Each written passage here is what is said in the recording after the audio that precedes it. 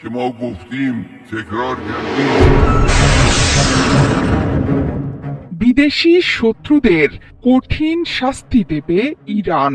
ষড়যন্ত্রের সরকার বিরোধী আন্দোলন নিষ্ক্রিয় করে দিয়ে জনসমক্ষে এলেন ইরানের supreme leader Ayatollah Ali Khamenei. ছাড়লেন হুঙ্কার, ইরানের সহিংসতা, মৃত্যু সবকিছুর জন্য মার্কিন যুক্তরাষ্ট্র এবং ইসরায়েলের অপশক্তিকে দায়ী করেন খামেনি।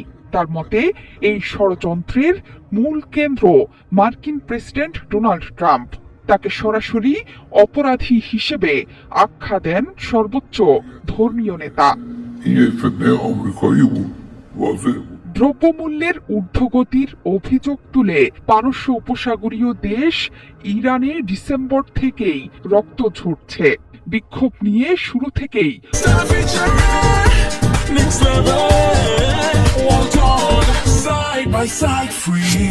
হুমকি ধমকি দিয়ে যাচ্ছেন মার্কিন প্রেসিডেন্ট ডোনাল্ড ট্রাম্প। এমনকি হামলা চালানোর মতো বড় সিদ্ধান্ত আসতে থাকে মার্কিন মুলুক থেকে। খামেনির শত্রুরা প্রকাশ্যেই বলতে শুরু করেছে এবার ইরানের সরকার পতনের পালা। কিন্তু শত চেষ্টা করেও সেটি করে উঠতে পারেননি মার্কিন প্রেসিডেন্ট ডোনাল্ড ট্রাম্প। কারণ তিনি খুব ভালো করেই জানেন ইরানে আঘাত করা এত সহজ নয়। সুর নরম করে ট্রাম্প এখন বলছেন ইরানে হত্যা বন্ধ হয়েছে। এর মানে হচ্ছে কূটনৈতিক পথেই এগিয়ে যেতে চাইছেন ট্রাম্প। কিন্তু আয়াতুল্লাহ খামেনিও ছেড়ে দেওয়ার পাত্র নন।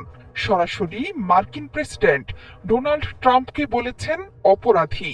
که خب داشتیم فتنه‌های متعددی داشتیم ইরানের নজিরবিহীন বিক্ষোভের পর ইরানের সর্বোচ্চ নেতা আয়াতুল্লাহ আলী খামেনি সরাসরি আমেরিকার দিকে আঙ্গুল তুলেছেন। তিনি সাফ জানিয়ে দিয়েছেন দেশ জুড়ে সরকার বিরোধী বিক্ষোভে কয়েক হাজার মৃত্যু এবং ক্ষয়ক্ষতির জন্য যুক্তরাষ্ট্র এবং ইসরায়েলি দায়ী। এই বিক্ষোভের সময় দেশটি সংশ্লিষ্ট ব্যক্তিরা ব্যাপক ক্ষয়ক্ষতি করেছেন।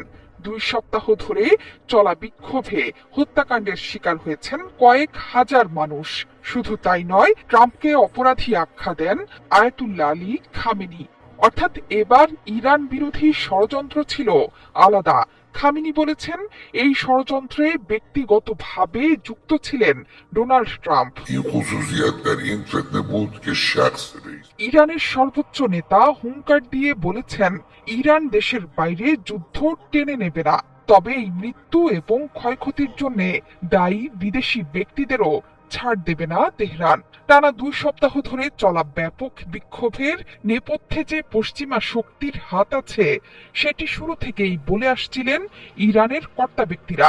বিক্ষোভে 3000-এর বেশি মানুষ মারা গেছেন বলে জানিয়েছিল বেসরকারি সূত্রগুলো। এবার নিজের বক্তব্যেও প্রথমবারের মতো বিক্ষোভে হাজার হাজার মানুষের মৃত্যুর কথা স্বীকার করেছেন আয়াতুল্লাহ আলী খামেনি। এই বিক্ষোভ থেকে গ্রেপ্তার হয়েছেন 3000 মানুষ। مصرف میکردن حالا گلوله مصرف میکنن জোহরা চৌধুরী সেতু, 71।